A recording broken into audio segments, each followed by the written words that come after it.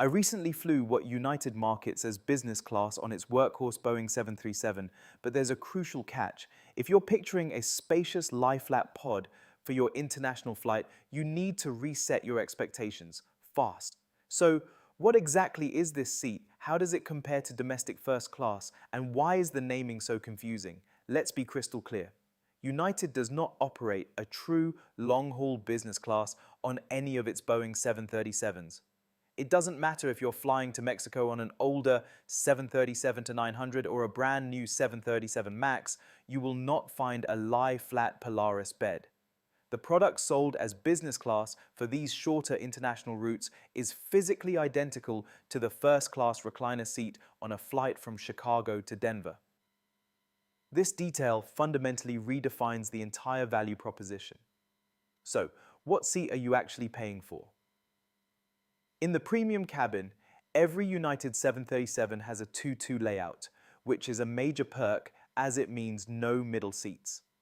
The specs are consistent: a solid 37 inches of legroom, a 20-inch width, and around 5 inches of recline. For its intended mission of a few hours in the air, it's a very comfortable upgrade. The problem is, the quality of your flight is a lottery. On an older, non-retrofitted 737, you're met with worn leather and maybe a tiny, low-res screen. By contrast, stepping into a new 737 MAX or a jet with the United Next cabin feels like a different airline. These feature United's latest first-class seat with a gentle cradle recline, premium finishes, small privacy wings, and clever storage solutions. The most dramatic difference between old and new is the technology. The United Next cabin is designed for the modern traveler. Every seat boasts a crisp 13-inch HD touchscreen, but the real star is the built-in Bluetooth, allowing you to pair your own wireless headphones. Power is also everywhere, with universal AC outlets, USB-C ports, and even wireless charging pads on the newest jets. Compare that to an older 737, where you might only get slow Wi-Fi and no screen at all. The technological gap between the two isn't just noticeable, it's a chasm that completely changes the in-flight experience. Thankfully, the service is far more consistent and genuinely good. On any flight over 900 miles, you can expect a full hot meal which you can pre-order online to guarantee your choice. Service typically starts with a pre-departure drink, followed by the signature warm nuts. Now, a critical note on lounge access. A domestic first-class ticket does not get you into the United Club. However, when that same seat is sold as business class for flights to Canada, the Caribbean, or Latin America, United Club access is usually included.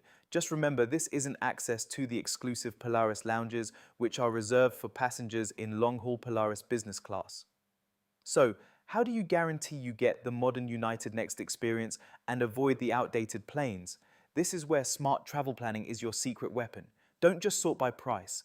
Use a dedicated cheap flights finder app built for savvy flyers.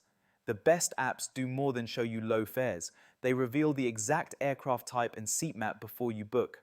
This empowers you to strategically choose a flight on a 737 MAX or retrofitted jet and lock in that superior experience. To take command of your booking, check out the link in the description for the app I use for this kind of smart planning.